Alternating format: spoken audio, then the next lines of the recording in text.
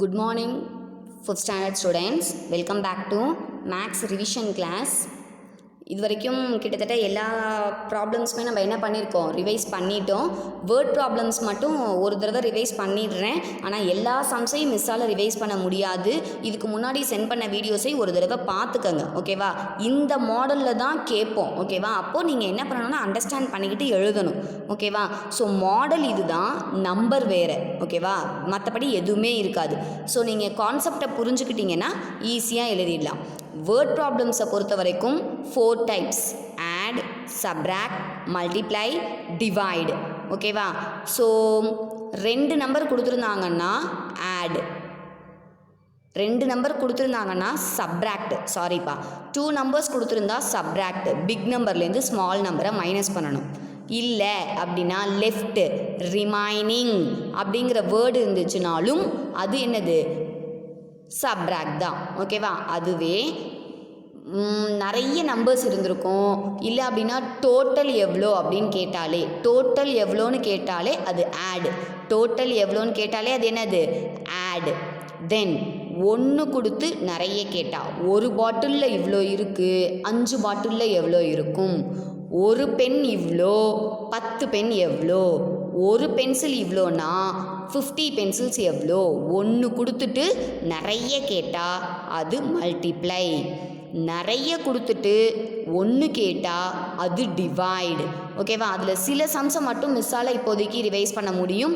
So மீதி எல்லாமே நீங்கள் வீடியோஸை பார்த்து என்ன பண்ணுங்கள், ப்ராக்டிஸ் பண்ணுங்கள், ஓகேவா? So what is the weight of 7 kilogram 500 gram of cashew nut and 3 kilogram 350 gram of பிஸ்தா, ஓகேவா? ஸோ அவங்க என்ன கேட்குறாங்க அப்படின்னா, கேஷ்யூ நட் வந்துட்டு இவ்வளோ வெயிட் இருக்குது, பிஸ்தா வந்துட்டு இவ்வளோ வெயிட் இருக்குது, அப்போ டோட்டல் வெயிட் என்ன, டோட்டல் வெயிட் என்ன?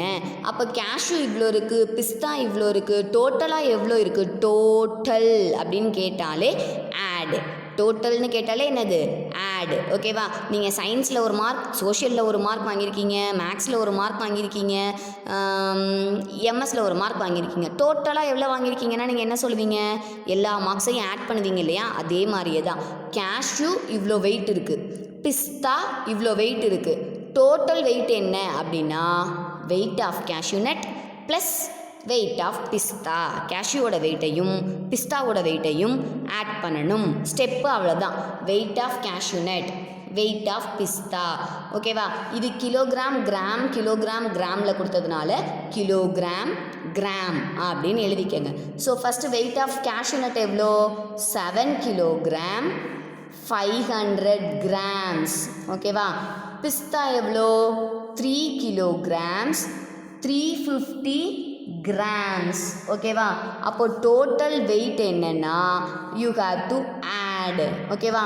0 + 0 0, 0 + 5 5, 5 + 3 8, 7 + 3 10. So your answer is 10 kilogram 850 grams, 850 grams, ஓகேவா? ஓகேடாமா. ஸோ நெக்ஸ்ட்டு டோட்டல் அப்படின்னு கேட்டாலே ஆடுன்னு அர்த்தம். டோட்டல்னு கேட்டாலே என்னது, add. Kalaiyarasi pot 2 liter 500 ml of groundnut oil and 750 ml 1 liter of sesame oil. How much oil did she bought in all? கலையரசிங்கிற girl groundnut oil இவ்வளோ வாங்கியிருக்கா, சீசேம் ஆயில் இவ்வளோ வாங்கியிருக்கா. How much oil did she bought in all, ஆல்னாலும் டோட்டல்னாலும் ஒன்று தான். மொத்தமாக அவள் எவ்வளோ ஆயில் வாங்கியிருக்கா. அப்போது கிரவுண்ட்நட் ஆயிலோட வெயிட்டு சீசேம் ஆயிலோட வெயிட் ரெண்டையும் ஆட் பண்ணால் டோட்டல் வெயிட் தெரிஞ்சிடும், ஓகேவா? So weight of groundnut oil அங்கே கிலோகிராம் கிராமில் கொடுத்துருந்தாங்க, இங்கே எல்லாமே பாருங்கள் litre millilitre, litre milli லிட்டரில் கொடுத்ததுனால லிட்டர் மில்லி லிட்டர்னு எழுதிக்கணும். ஸோ கிரவுண்ட்நட் ஆயில் எவ்வளவு, 2 liter 500 ml. சீசேம் ஆயில் எவ்வளவு, 1 liter 750 ml, ஓகேவா? அப்போ டோட்டல் வெயிட்னா யூ ஹாவ் டு ஆட் 0 + 0 0, 0 + 5 5, 7 + 5 12, 12ல் 1 இங்கே வரும், reminder 1 here, 2 + 1 3, 3 + 1 4. So 4 litre 250 milliliter. அவள் டோட்டலாக கிரவுண்ட் ஆயிலும் சீசேம் ஆயிலும் சேர்த்து எவ்வளோ வாங்கியிருக்கா? 4 லிட்டர் 250 ml வாங்கியிருக்கா. ஓகேவா? ஸோ நெக்ஸ்ட் சம் பார்த்தீங்க அப்படின்னா மல்டிப்ளையில் ஒரு சம் கொடுக்குறேன். இங்கே பாரு.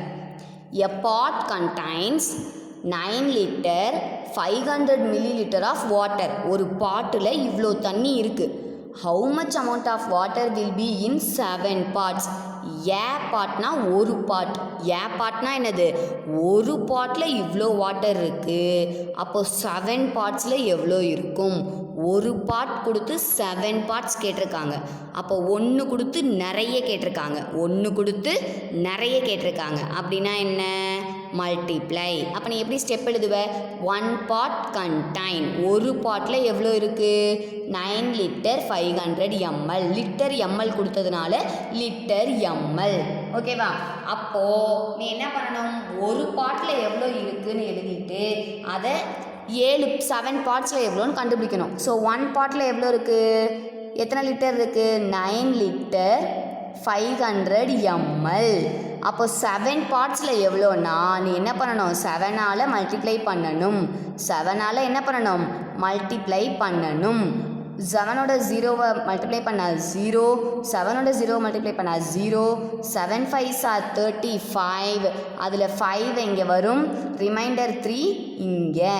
ஓகேவா? So 9 7s are 7 9s are 63, 63 in the mind, 3 fingers up, 63 after, 64, 65, 66. So your answer is 1 bottle 9 litre 500 mlனா 7 bottle 66 litres 500 ml. 500 ml. ஓகேவா? ஸோ ஒன்று கொடுத்து 7 பார்ட் கேட்குறாங்க. ஒன்று கொடுத்து நிறைய கேட்டால் மல்டிப்ளை, நிறைய கொடுத்து ஒன்று கேட்டால் டிவைடு. நிறைய கொடுத்து ஒன்று கேட்டால் அது என்னது? டிவைடு. ஓகேவா? நெக்ஸ்ட்டு வந்துட்டு பார்த்தீங்கன்னா உங்களுக்கு ஜியாமெட்ரியில் 3 எக்ஸசைஸ் மிஸ்ஸு நடத்தியிருப்பாங்க. சௌமியா மிஸ் நடத்தியிருப்பாங்க. அதில் ஃபஸ்ட் எக்ஸசைஸ் மட்டும்தான் உங்களுக்கு எக்ஸாமுக்கு உண்டு. ஃபஸ்ட் எக்ஸசைஸ் மட்டும்தான் என்னது? எக்ஸாமுக்கு உண்டு. ஓகேவா? ஸோ ஃபஸ்ட்டு எக்ஸசைஸில் என்னென்ன இருக்கும் அப்படின்னா பாயிண்ட். ஓகேவா? பாயிண்ட். இது வந்து ஜியாமெட்ரி. இது வந்துட்டு என்னது? ஜியாமெட்ரி எக்ஸசைஸ் 1 மட்டும்தான் உங்களுக்கு எக்ஸாமுக்கு. ஃபஸ்ட்டு பாயிண்ட் இருக்கும். பாயிண்ட்னா என்னது? This is point. This is point. ஓகேவா? நெக்ஸ்ட்டு என்ன இருக்கும் அப்படின்னா ஸ்ட்ரைட் லைன். ஓகேவா? என்னது? Straight line. ஸ்ட்ரைட் லைன் அப்படின்னாலே ஸ்கேல் பென்சில் யூஸ் பண்ணி ஸ்ட்ரைட்டாக லைன் ட்ரா பண்ணணும். ஓகேவா? இந்த ஸ்ட்ரைட் லைன் எக்ஸ்டெண்ட் ஆகிட்டே போகும், எண்டே கிடையாது. ஓகேவா? ஸோ இது லெஃப்ட் ஹேண்ட் சைடும் க்ராஸ் பண்ணி போயிட்டே இருக்கும், ரைட் சைடும் என்ன பண்ணிகிட்ருக்கோம்? எண்டே இல்லாமல் மூவ் பண்ணிகிட்டே இருக்கும். அதுதான் ஸ்ட்ரைட் லைன். இதுக்கு நீங்கள் நேம் கொடுக்கலாம். ஏ பி. இதுதான் ஸ்ட்ரைட் லைன். அடுத்தது next one is line segment. What is that? Line segment. Line segment na இந்த straight line என்னவா இருக்கும்னா பிரேக் ஆகி செக்மெண்ட்டாக இருக்கும், பார்ட்டாக இருக்கும். எப்படி இருக்கும்? பார்ட்டாக இருக்கும். ஓகேவா? ஃபார் எக்ஸாம்பிள் இதுதான் லைன் செக்மெண்ட். இதுதான் என்னது? Line segment. ஓகேவா? செக்மெண்ட்னா பார்ட், செக்மெண்ட்னா என்னது? பார்ட். இப்போ இது ஒரு பார்ட், இது ஒரு பார்ட், இது ஒரு பார்ட், இது ஒரு பார்ட், இது ஒரு பார்ட். எல்லாத்துக்கும் நேம் கொடுங்க. A B C D E F. ஓகேவா? இதுக்கு நீங்கள் ஸ்டெப் எழுதணும். என்ன? இந்த ஏவும் பியுங்கிறது ஒரு செக்மெண்ட், பிசி அப்படிங்கிறது ஒரு செக்மெண்ட், சிடி அப்படிங்கிறது ஒரு செக்மெண்ட், டிஇ அப்படிங்கிறது ஒரு செக்மெண்ட், இஎஃப் அப்படிங்கிறது ஒரு செக்மெண்ட். அப்போ என்ன எழுதுவங்க? AB BC CD DE and EF are line segments. இவங்கெல்லாம் யாரா? Line segment. செக்மெண்ட்ஸாக இருக்குது, அதாவது பார்ட்டாக இருக்குது. ஒரு வீட்டில் ரூம் இருக்க மாதிரி இது ஒரு பார்ட், இது ஒரு பார்ட், இது ஒரு பார்ட். இந்த ஸ்டெப்பை நீங்கள் எழுதியிருக்கணும். ஓகேவா? இதுதான் லைன் செக்மெண்ட். நெக்ஸ்ட் ஒன்று உங்களுக்கு என்ன கொடுப்பாங்க?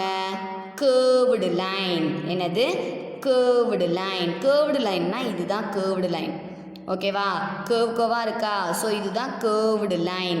ஓகேவா தென் zigzag line. என்ன லைன் zigzag line. ஓகேவா இதுதான் zigzag line. மவுண்டைன் இருக்கு இல்லையா அதுதான் zigzag lines. ஓகேவா zigzag lines. ஓகே இதோட உங்களுக்கு போர்ஷன் ஃபினிஷ் ஆகுதுப்பா. தென் எல்சிஎம் பார்த்துக்கோங்க. எல்சிஎம்னா மிஸ் நேற்றே போன ரிவிஷன் கிளாஸ்லேயே உங்களுக்கு சொல்லி கொடுத்துட்டோம். ஓகேவா மல்டிபிள்ஸ்னால் டேபிள்ஸை சொல்லணும். ஃபேக்டர்ஸ் அப்படின்னா அது எந்தெந்த டேபிளில் வருது அப்படின்னு சொல்லணும். ஓகேவா அதுவே காமன் மல்டிபிள் அப்படின்னா ரெண்டுத்துலேயும் எது காமனாக இருக்கோ அதை போடணும். ரெண்டுத்துலேயும் எது காமனாக இருக்கோ அதை ரைட் பண்ணணும். ஓகேவா எல்சிஎம் கண்டுபிடிக்கும் போது இப்போ எல்சிஎம்னா என்ன அப்படின்னா லீஸ்ட் காமன் மல்டிபிள்.